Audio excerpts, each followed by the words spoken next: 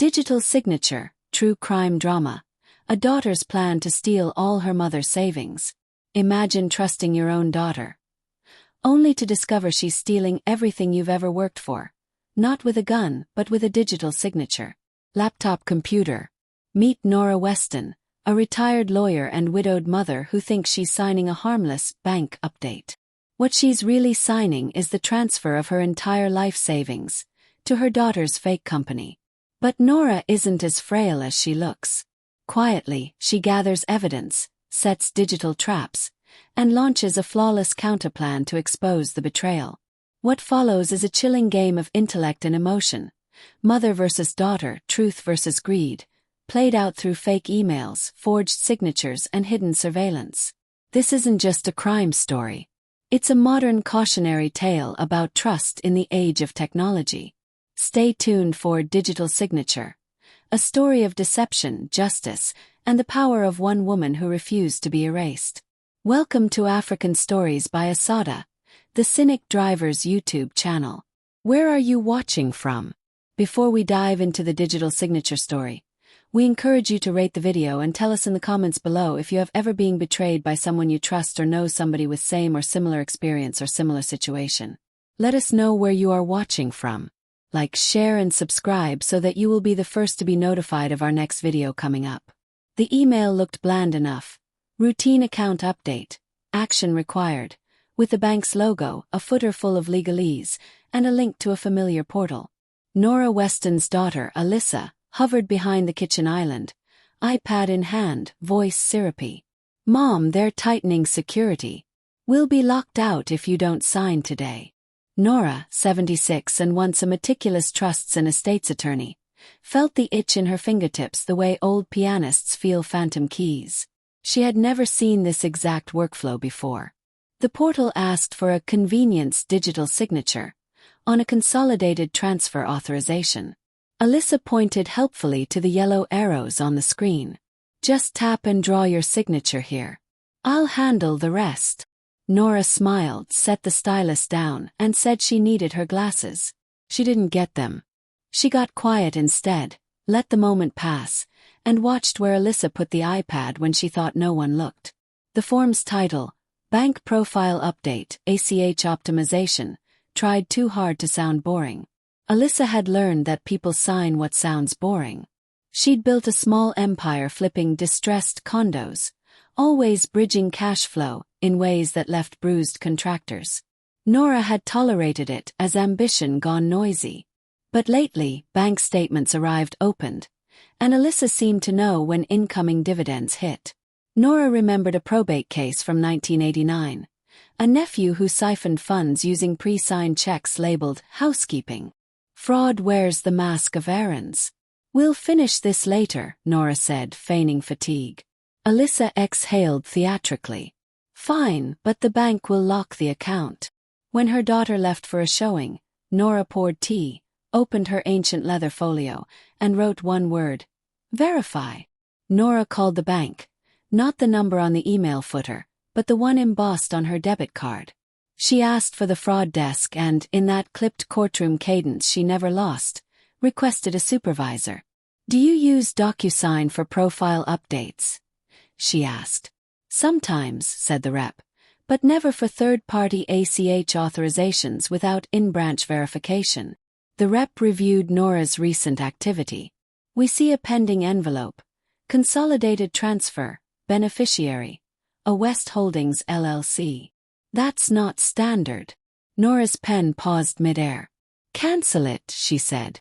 Policy prevented cancellation without confirmation through the portal that spawned it. Nora didn't argue. Instead, she asked for the metadata: envelope ID, creation timestamp, and IP address. The rep hesitated. Nora recited the last 4 of her accounts and answered 3 security questions with icy precision. Within minutes she had what she wanted: an IP block that wasn't hers, a device fingerprint labeled iPadOS 17.3, and an internal ticket number. Nora needed a witness, someone steady, trustworthy, and discreet. She called Arthur Art Mendel, her neighbor and friend since law school orientation in 1973, retired newspaper copy editor, lover of exact words. Art arrived with bagels and the solemn excitement of a man who missed deadlines. "You're saying she tried to move everything?" he asked. "Not yet. She tried to make me move it." Nora laid out the printouts like evidence tabs. "If I confront her too soon, she'll deny, and evidence evaporates. If I wait, I can document intent." Art frowned. "This is your daughter." Nora's face folded with a grief beyond wrinkles. "Which is why I need to be perfect." She handed him a spare spiral notebook. "Chain of custody log. Date, time, what we see, who handles what. If this goes to the DA, sloppiness kills." That evening, Alyssa reappeared with wine and apologies. "Sorry I pushed, Mom. Just want your money safer." Nora nodded. "Let's do it tomorrow. Daylight helps my eyes." The iPad lay on the counter, asleep, comfortable as a cat in stolen sun. Nora had already noticed the new app, Sign It Pro, a generic wrapper often used to route documents to legitimate e-signature platforms through private API keys, useful for masking origins. In the drawer, the USB UB key Nora used for email two-factor had been shifted an inch from its usual left corner. That inch felt like a siren. After Alyssa went to bed, Nora texted Art. Phase 1. Observe. She set her phone to record audio passively, not hidden so much as present. Forgetful woman leaves recorder on, and rehearsed questions about this bank update in a mirror until she could sound credulous without being cruel. Morning brought the pretense of normal. Coffee, garden talk, a headline about mortgage rates. Nora suggested they try the bank portal together. Alyssa brightened, brought the iPad, and guided the stylus to the signature box. It's just reconfirming beneficiaries, she said. See. It lists your trust. The document, however, included an attached schedule. Schedule C, Enhanced Authorization. Nora tapped the tiny arrow to expand it, and the text scrolled down to language about irrevocable authority to initiate ACH debits and credits to designated external accounts. What's this? Nora asked, sweet as steam. Standard boilerplate, Alyssa said. Nora signed slowly, then paused on the final finish button. Before I click, tell me what a West Holdings LLC is. Alyssa's inhale sounded like a match. My new consulting company, she said. Nora smiled, clicked finish, and let the trap spring, but not the way Alyssa thought. Behind the scenes, Nora had created a separate zero-balance sub-account at her bank with transaction alerts to Art's phone and her landline. She had instructed the bank's fraud team to allow to alert any transfer to a West Holdings LLC, a permission that logs the full authorization artifact before freezing funds mid-flight. The e-signature was genuine to the platform but tied only to the decoy sub-account, whose sole purpose was to document an attempt. When Alyssa's transfer automation fired 15 minutes later, a $0 test ping succeeded, followed by a $5,000 sweeper push that bounced into limbo under a hold code. The bank recorded the origin IP again. Same iPad fingerprint, same session token. Nora and Art watched their phones ping like crickets. She set a rule, Art murmured, squinting. Top of the hour sweeps until empty. Nora's voice didn't shake. Good. Patterns are evidence. At lunch, Nora asked Alyssa to tell her about the condo business. How's cash flow? She asked, studying the way Alyssa held her fork. Tight, Alyssa admitted. Bridge lender pulled out after an appraisal. It's temporary. She reached across the table, squeezed Nora's hand. I promise I'll make you proud. Nora remembered 19 years earlier, a middle school science fair, a trifold board on capillary action. Alyssa had cried because the ribbon color wasn't the one she imagined. Nora had comforted her then with ice cream and the truth that outcomes don't confirm worth. Now the truth felt medicinal again. We'll fix it, Nora said softly. But not like this. Alyssa blinked, wheels turning behind her eyes. She excused herself to take a client call. In the den, her voice dropped to a hiss. It stuck. I don't know why. Nora scheduled an appointment with the bank's in-branch compliance officer for the next morning, bringing Art and the chain of custody log. They reviewed the authorization artifacts. Click-through timestamps, IP address, device geolocation accuracy. The officer explained their escalation path. Legal, fraud, then elder exploitation review per state statute. We won't file without your go-ahead, she said, but we can hard flag the accounts and lock external transfers. Nora agreed. Document everything, she said. If this turns criminal, I want clean lines. As they left, Nora asked for a cashier's check from the main trust to her safe deposit box bank across town. She'd diversify the risk while leaving enough in place to keep Alyssa convinced the ocean remained. That night, a simmer became a boil. Alyssa tried a SIM swap play against Nora's phone, calling the carrier to report a lost device. But Nora had already added a carrier-level PIN and a note on file requiring in-store ID. When the attempt failed, Alyssa stormed into the kitchen. Your phone's acting weird, she said too quickly. Nora pretended to squint. Probably because I keep forgetting to close apps. Art, at the table, doodled a crossword grid and unobtrusively wrote the time in the margin. Later, at 11:07 p.m., the first $25,000 sweeper attempt jammed against the bank's hard flag. A strange quiet settled in the house, the way air goes still before a storm decides where to drop its rain. Nora called a forensic accountant she trusted from her practice days, now semi-retired. Henry, it's Nora Weston. I need a discrete asset flow map. Within hours they had a working board. Alyssa's LLCs, her lenders, property liens, even a shadow QuickBooks file linked to a throwaway email. Henry didn't judge, he diagrammed. She's not a mastermind, he said gently. She's drowning in short-term paper and trying to build a bridge out of your lumber. Nora nodded once, a verdict. We won't let her. Henry suggested one more step. A notarized affidavit describing Nora's state of mind and the trick used to obtain the e-signature.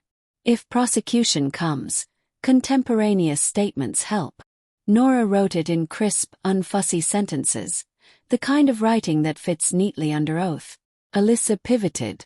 She brought flowers, made tea, and apologized again. Mom, I shouldn't have rushed you. Let's slow this down. Nora listened.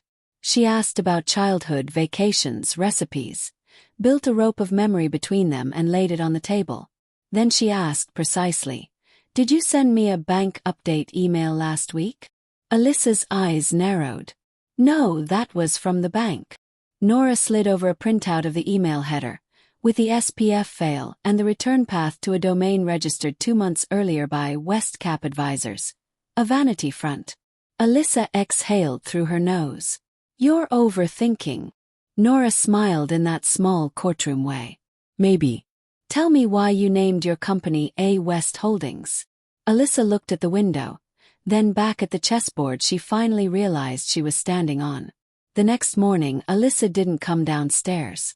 A rideshare receipt pinged Nora's inbox at 6:14 a.m., destination, the downtown branch of Nora's bank.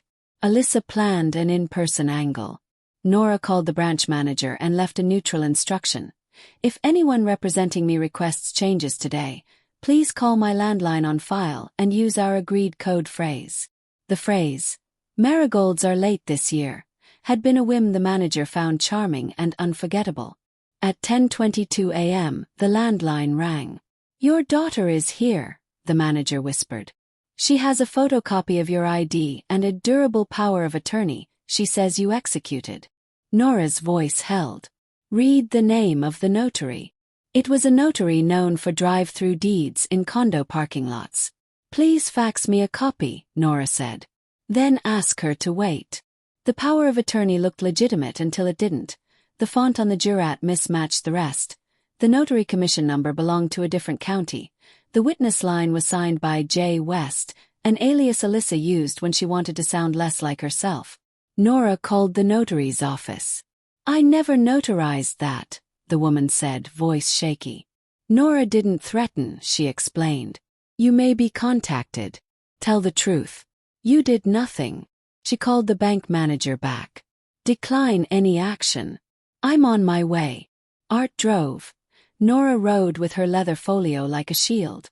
When they arrived, Alyssa sat in a glass office, annoyed and texting. She looked up, plastered on surprise. "Mom, I was just helping." Nora asked to speak privately. The manager closed the door, and Nora's gaze met her daughter's without trembling. "You brought a forged power of attorney to my bank," Nora said quietly. "That's a felony." Alyssa's face flushed, then chilled.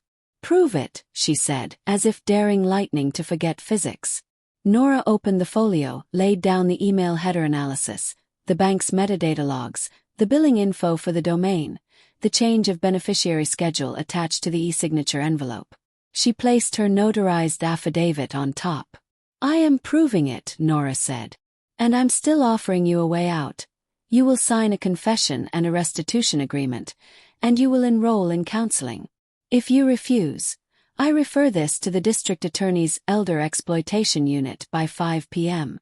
Alyssa blinked rapidly, calculating angles that kept collapsing into the same wall. Alyssa laughed, too loud, and leaned back. "You won't do it. You love me." Nora didn't blink. "I do love you," she said. "That's why I'm giving you a chance to meet the truth with dignity." The bank manager, cheeks pale, brought in a compliance officer who recorded the meeting with informed consent. Nora slid over a paper prepared by Henry, the forensic accountant. Acknowledgement of unauthorized attempted transfer. It stated facts without adjectives. Alyssa read it, lips stiff. "You set me up," she said. Nora answered. "I protected us both from catastrophe." The room's hum deepened. Outside, a teller laughed at something small, ordinary. Inside, a daughter weighed a signature like a parachute she both feared and needed. Alyssa didn't sign. She stood so suddenly her chair scraped. "I need a lawyer." Nora nodded. "Good." Alyssa stormed out. The glass door thumped. Nora exhaled, the first true exhale in days. The compliance officer approached. "Do you still want to file?" Nora looked at the empty doorway where her daughter had been. "Yes," she said. "But I will also call the DA myself to make sure this is handled with care." On the steps outside, Art offered a silence shaped like comfort. "You did the right thing the right way," he said. She nodded once. "I know. It still hurts." They went home, where the garden waited, marigolds late this year as foretold. The district attorney's elder exploitation unit moved with surprising tenderness. An investigator named Pineda visited Nora, listened more than he spoke, and photographed the chain of custody log Art had kept with the precision of a typesetter. "You built a clean case," he said. "We see a lot of chaos. You gave us order." He explained the likely path. They'd interview Alyssa, offer pre-trial diversion if she admitted facts, require restitution, forbid her from managing Nora's finances. "We reserve felony charges," he said, "but we don't relish them." Nora appreciated the honesty.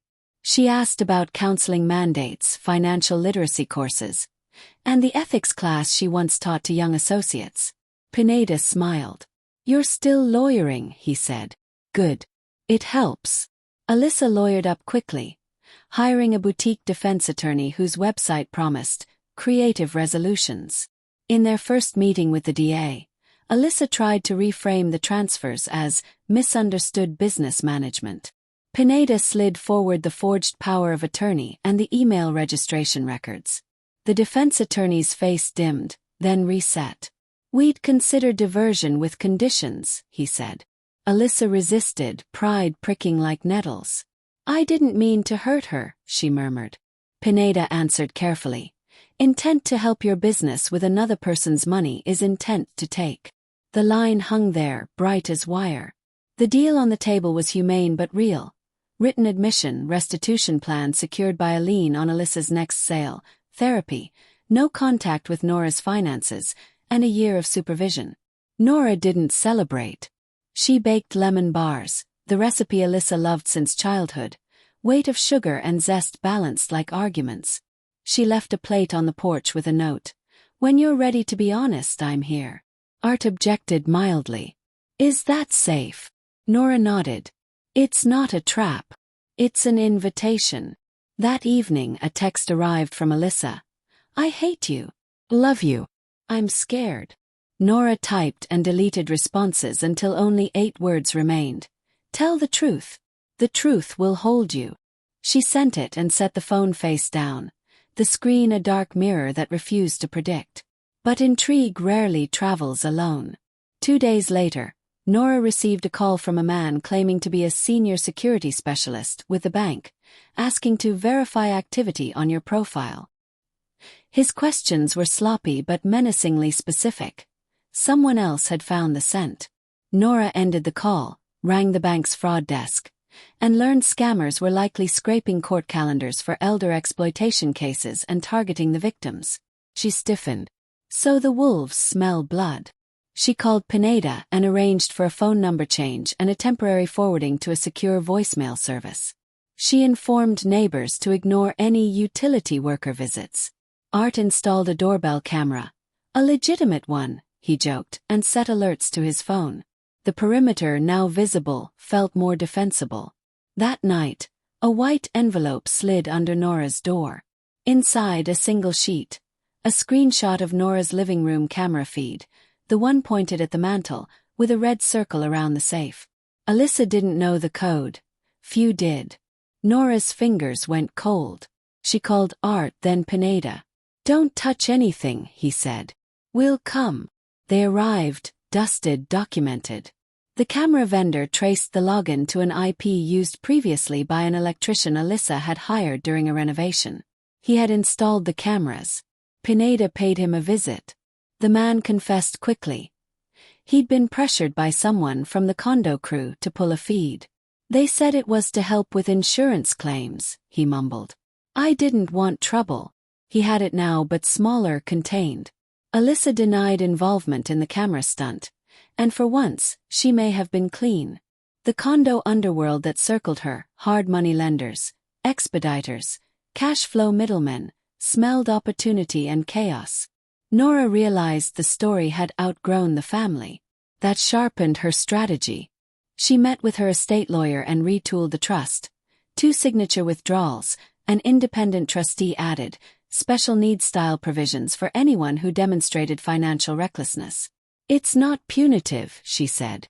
It's structural compassion. The lawyer nodded, impressed.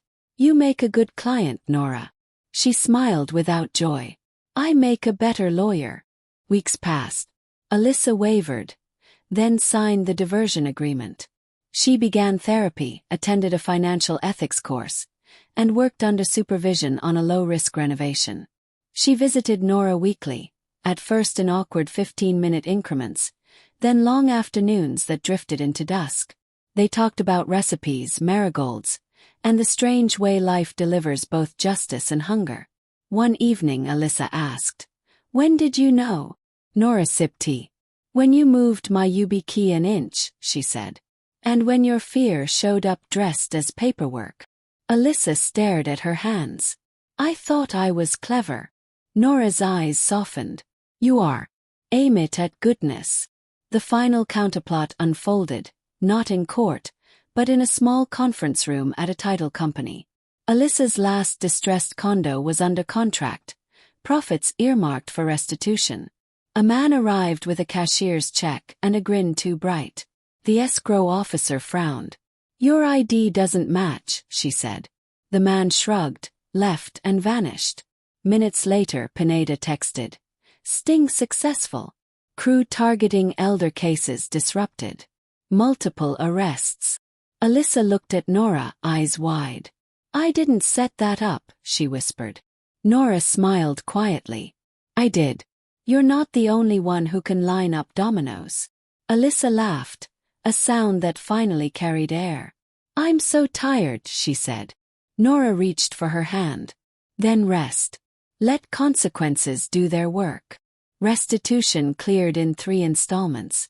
The bank removed the hard flags and left softer alerts in place at Nora's request.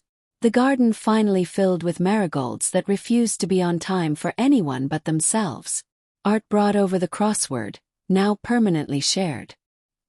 He had kept the chain of custody log pristine, then tucked it into a manila folder labeled "Completed." It felt like both a victory and a funeral.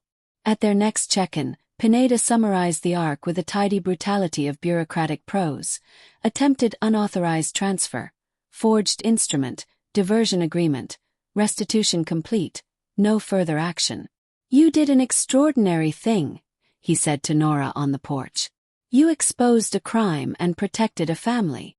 Nora shook her head. "I didn't protect a family," she said. "I gave one a chance." Pineda nodded, the way cops nod when they've learned that justice isn't a switch but a dimmer. Months later, Nora hosted a small dinner. Lemon bars for dessert, of course. Alyssa arrived early, set the table, and placed 2 forks at Nora's spot, a quiet apology for all the time she'd taken something and called it help. After dishes, Alyssa lingered. "Mom, I want you to be trustee of my good sense for a while." Nora smiled. "That's not how trust works," she said. "But I'll be your second set of eyes." They drafted a simple rule together: no financial move without a written plan and a 24-hour cooling-off period. Alyssa taped it inside her wallet, where impulse liked to live.